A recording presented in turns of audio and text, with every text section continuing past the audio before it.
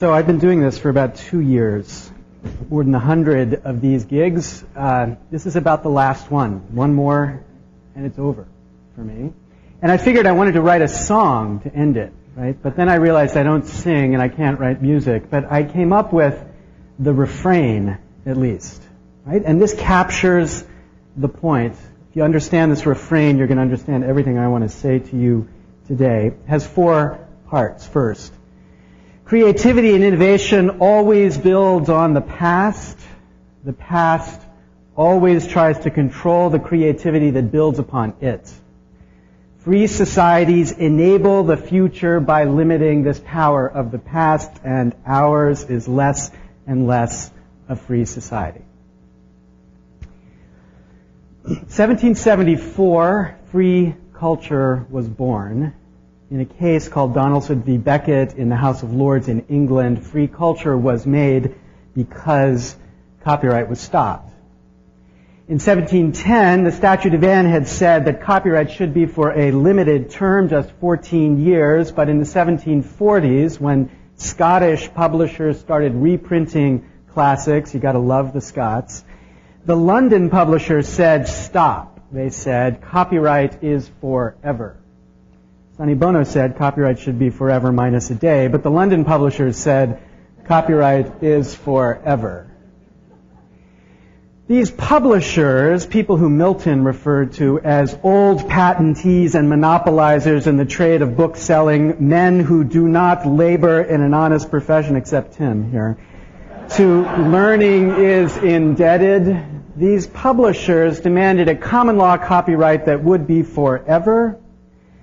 In 1769, in a case called Miller v. Taylor, they won their claim, but just 5 years later in Donaldson, Miller was reversed, and for the first time in history, the works of Shakespeare were freed. Freed from the control of a monopoly publishers. Freed culture was the result of that case. Remember the refrain. I would sing it, but you wouldn't want me to. Okay. Well, by the end, we'll see. That free culture was carried to America. That was our birth, 1790. We established a regime that left creativity unregulated. Now, it was unregulated because copyright law only covered, quote, printing.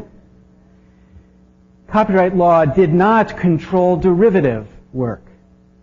And copyright law granted this protection for the limited time of 14 years. That was our birth. And more fundamentally in 1790, because of the technology of the time, all things protected were free code. You could take the works of Shakespeare and read the source. The source was the book. You could take the work of any creativity protected by the law and understand what made it tick by studying it. This was the design and the regime, and even in the context of patents, there were transparent technologies. You didn't need to take the cotton gin and read the patent to understand how it worked, right? You could just take it apart. These were legal protections in a context where understanding and learning was still set free. Control in this culture was tiny. That was cute, right? Control tiny, okay. And not just then. Right? Forget the 18th century, the 19th century. Even at the birth of the 20th century, here's my favorite example here. 1928. My hero, Walt Disney, created this extraordinary work. The birth of Mickey Mouse in the form of Steamboat Willie. But what you probably don't recognize about Steamboat Willie and his emergence into Mickey Mouse is that in 1928, Walt Disney, quote, to use the language of the Disney Corporation today, stole Willie from Buster Keaton's Steamboat Bill. It was a parody, a takeoff. It was a building upon Steamboat Bill. Steamboat Bill was produced in 1928, no 14 years, just take it, rip, mix, and burn, as he did to produce the Disney Empire. This was his character. Walt always parroted feature-length mainstream films to produce the Disney Empire, and we see the product of this. This is the Disney Corporation taking works in the public domain and not even in the public domain and turning it into vastly greater new creativity. They took the works of this guy, these guys, the Brothers Grimm, who you think are probably great authors on their own. They produce these horrible stories, these fairy tales, which anybody should keep their children far from because they're utterly bloody and moralistic stories which are not the sort of thing that children should see, but they were retold for us by the Disney Corporation. Now, the Disney Corporation could do this because that culture lived in a commons, an intellectual commons, a cultural commons where people could freely take and build. It was a lawyer-free zone. It was culture which you didn't need the permission of someone else to take and build upon. That was the character of creativity at the birth of the last century. It was built on a constitutional requirement that protection be for limited times, and it was originally limited. 14 years if the author lived 28, then in 1831 it went to 42, then in 1909 it went to 56, and then, magically, starting in 1962, look, no hands, the term expands. 11 times in the last 40 years it has been extended for existing works, not just for new works that are going to be created, but existing works. The most recent is the Sonny Bono Copyright Term Extension Act. Those of us who love it know it as the Mickey Mouse Protection Act, which of course every time Mickey's about to pass in the public domain, copyright terms are extended, and the meaning of this pattern is absolutely clear to those who pay to produce it. The meaning is, no one can do to the Disney Corporation what Walt Disney did to the Brothers Grimm. That though we had a culture where people could take and build upon what went before, that's over. There is no such thing as the public domain in the minds of those who have produced these 11 extensions in the last 40 years, because now culture is owned. Okay, sorry. Remember the refrain. We always build on the past. The past always tries to stop us. Freedom is about stopping the past, but we have lost that ideal. Things are different now from even when Walt produced the Walt Disney Corporation. In this year now, we have a massive system to regulate creativity. A massive system of lawyers regulating creativity as copyright law has expanded in unrecognizable forms, going from a regulation of publishing now to a regulation of copying, the things that computers do when you boot them up, going from copies to not just copies of the original work, but even derivative works on top of it, going from 14 years to, for new works produced by a real author, there are fewer and fewer of those people out there, life plus 70 years. That's the expansion of law, but also there's been an expansion of control through technology. Right? First of all, this reality of opaque creativity, you know that as proprietary code. Creativity where you don't get to see how the thing works, and the law protects the thing you can't see. It's not Shakespeare that you can study and understand because the code is by nature open. Nature has been reformed in our modern technological era, so nature can be hidden, and the law still protects it.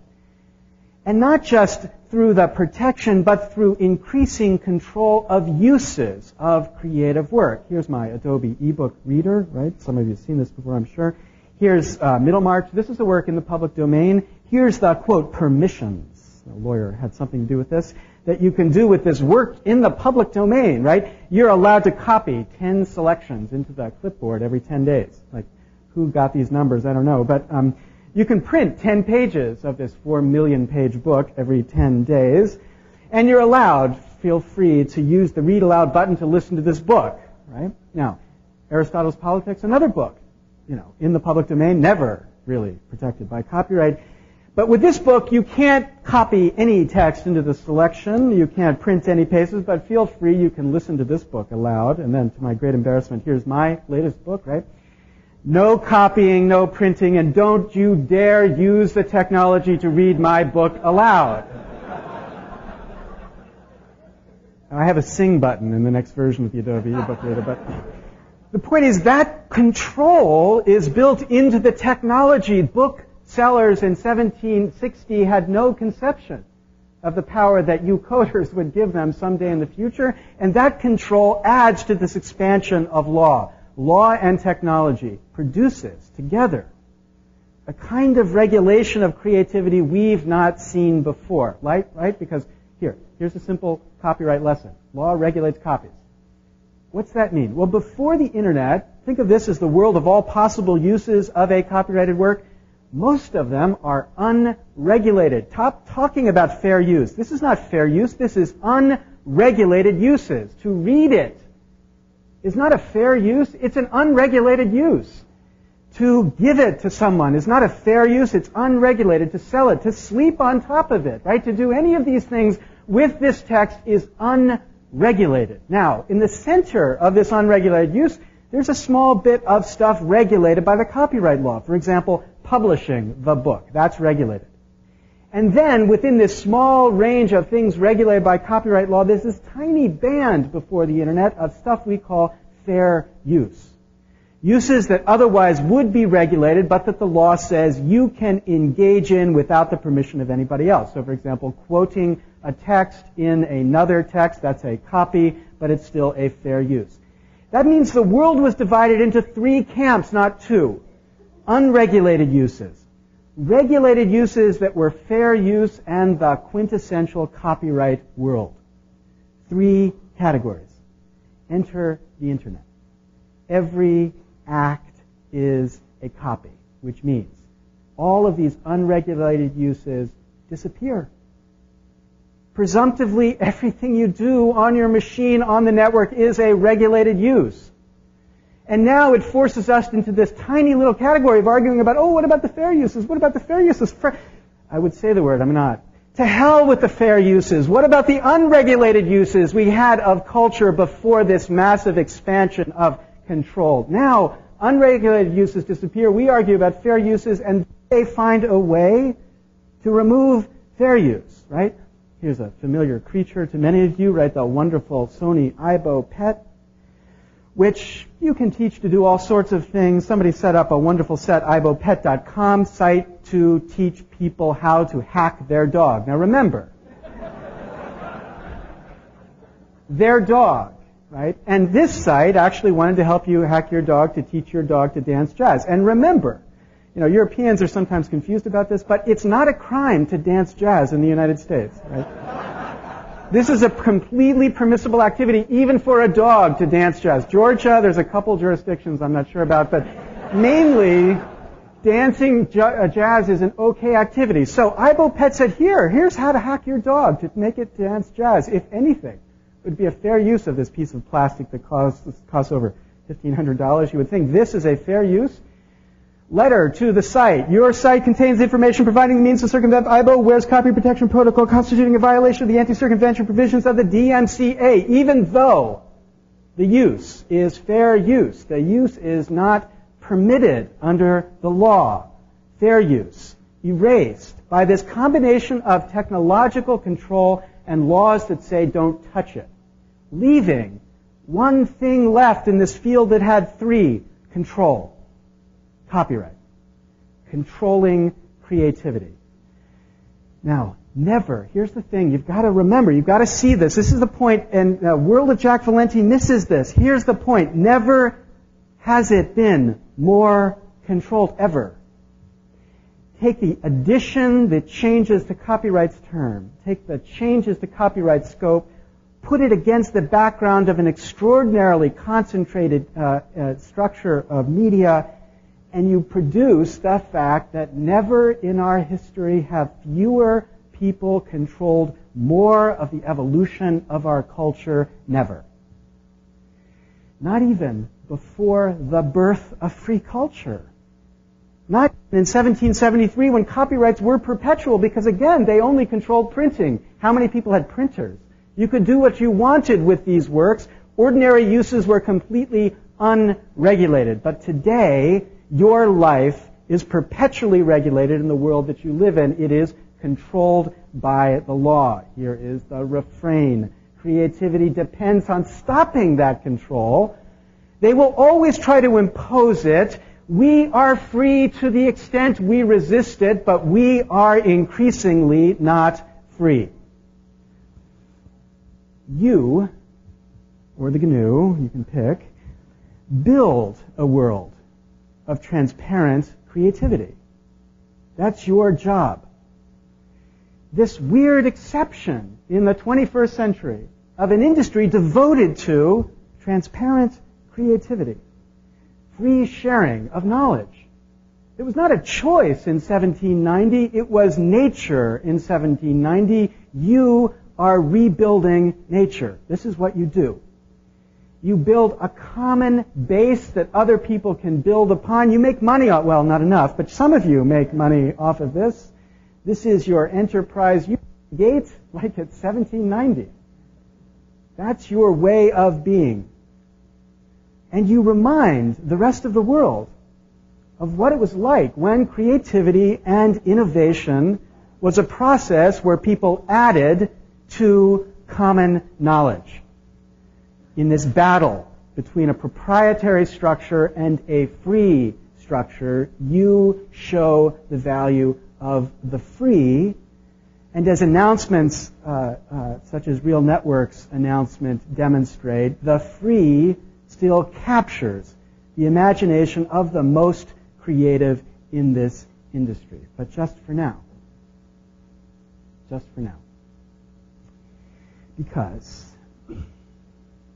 just for now, free code threatens, and the threats turn against free code. Let's talk about software patents. There was a guy, Mr. Gates, who's brilliant, right? He's brilliant. He's a brilliant businessman. He has some insights. He's even a brilliant policymaker. Here's what he wrote about software patents.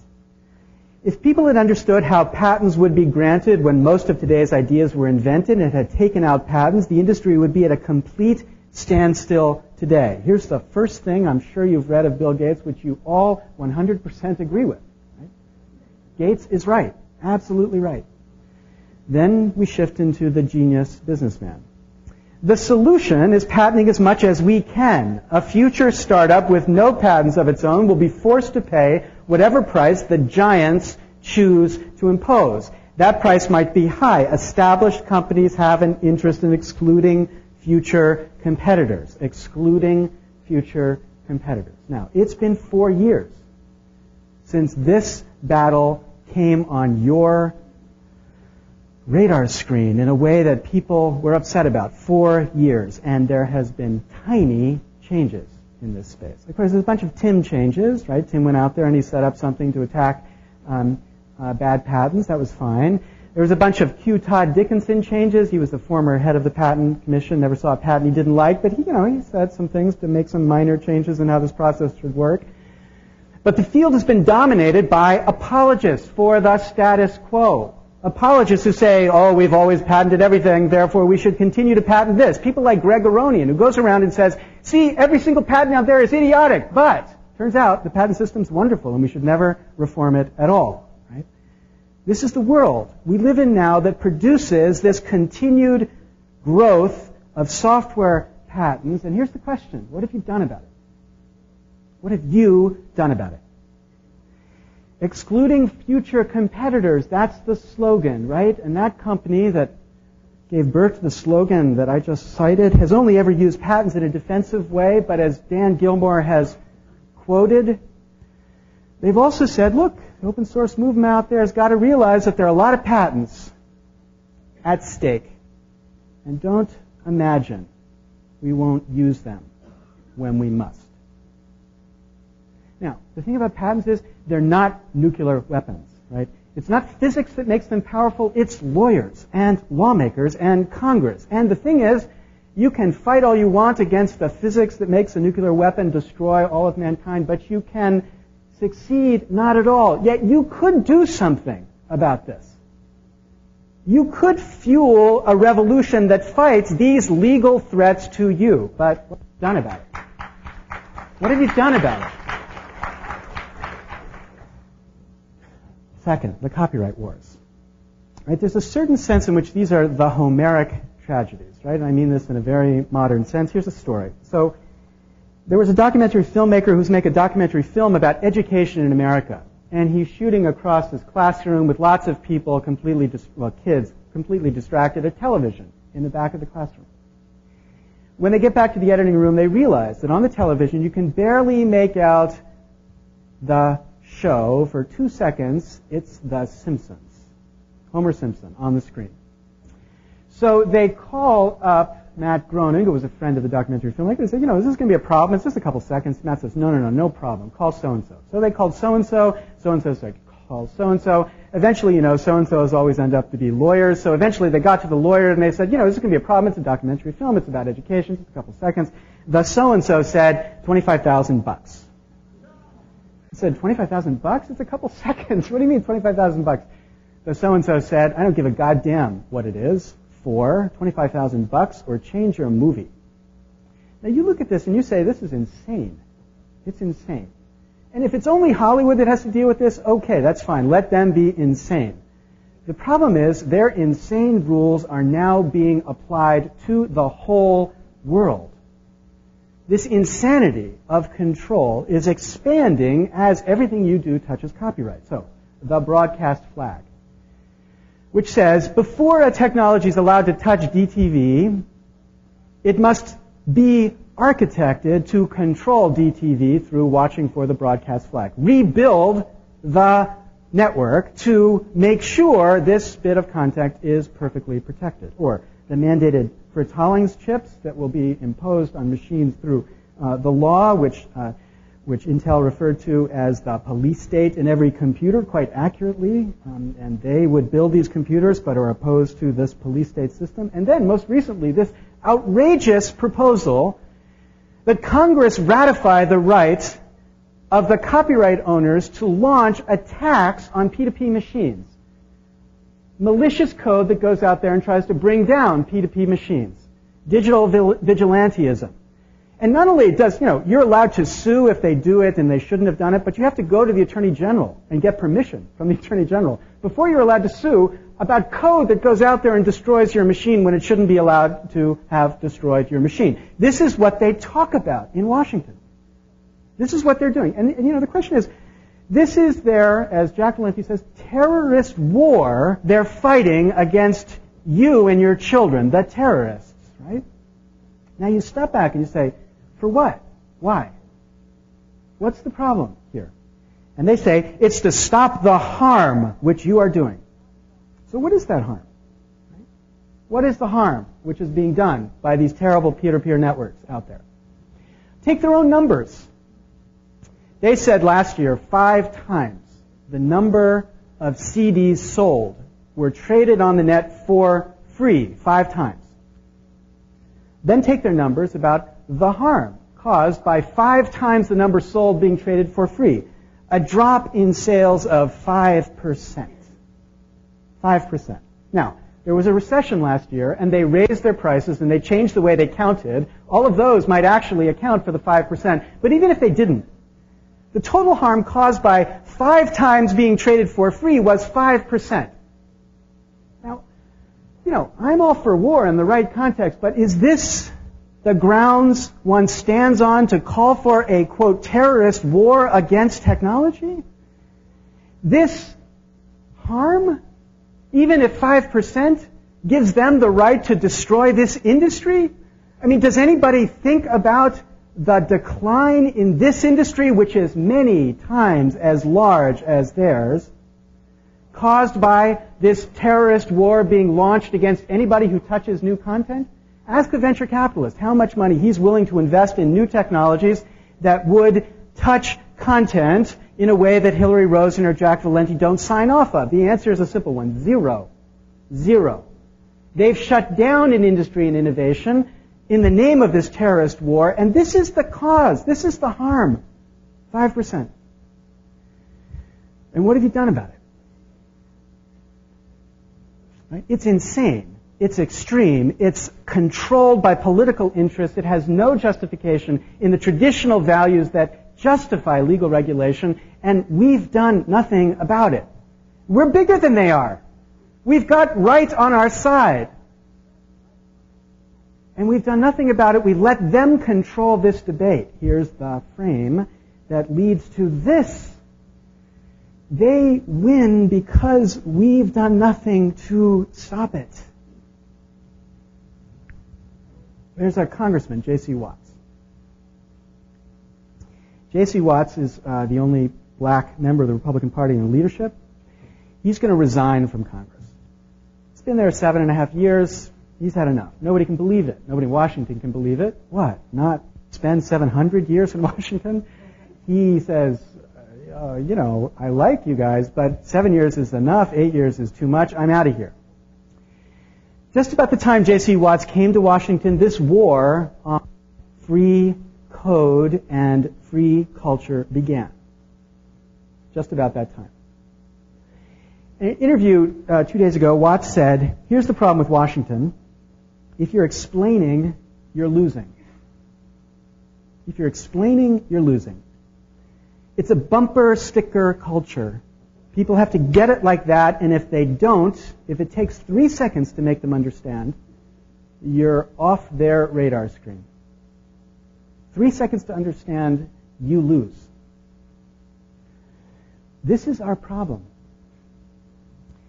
6 years after this battle began, we're still explaining. We're still explaining, and we are losing.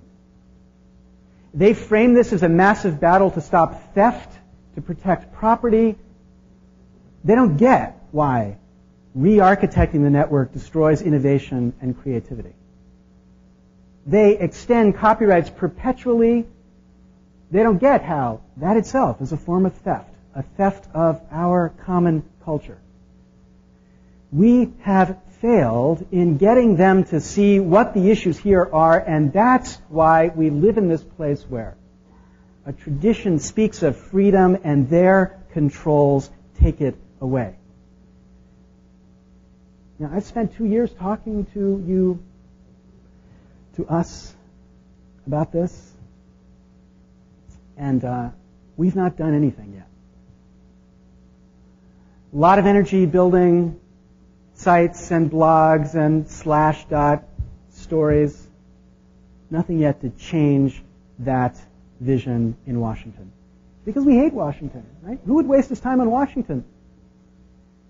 But if you don't do something now, this freedom you built, that you spend your life coding, this freedom will be taken away.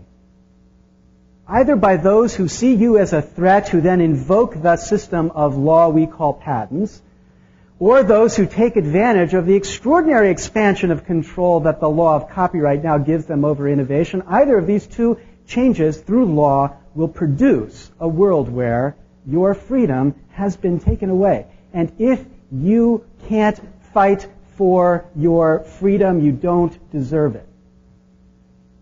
But you've done nothing.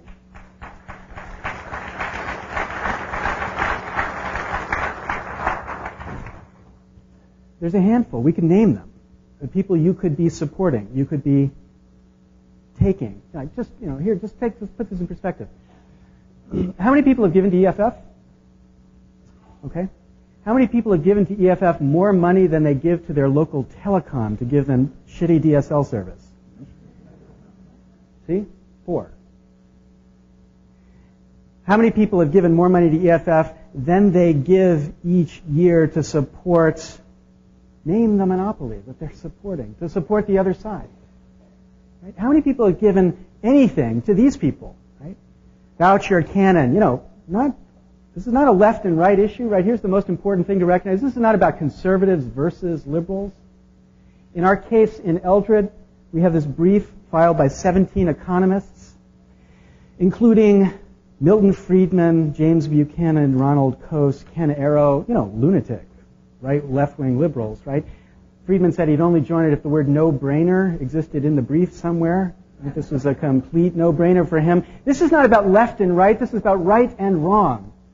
That's what this battle is. These people are from the left and right. Hank Parrott, I think the grandfather of cyberspace, the law of cyberspace running in Illinois, is struggling to get support to take this message to Washington.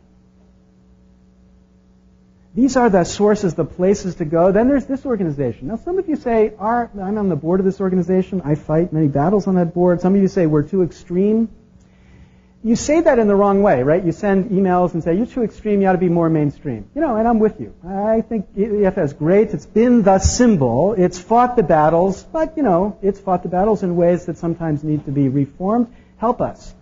Don't help us by whining. Help us by writing on the check you send in. Please be more mainstream, right? The check, right? This is the mentality you need to begin to adopt to change this battle, because if you don't do something now, then in another 2 years, somebody else will say, okay, 2 years is enough. I got to go back to my life.